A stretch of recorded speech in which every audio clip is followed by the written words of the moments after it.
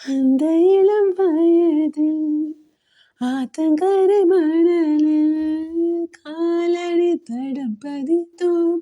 யார் அழைத்தார் நந்தவன கரையில் நட்டு வைத்த செடியில் மொட்டு விட்ட முதல் பூவை யார் பறித்தார் காதலர் தீண்டாத பூக்களில் தேனில்லை இடைவெளி தாண்டாதே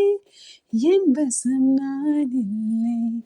தொட தொட மலர்ந்ததென்ன பூவே சுட சுட நனைந்ததென்ன பார்வைகள் புதியது ஸ்பரிசங்கள் புதியது நரம்புகள் பின்ன பின்ன நடுக்கம் என்ன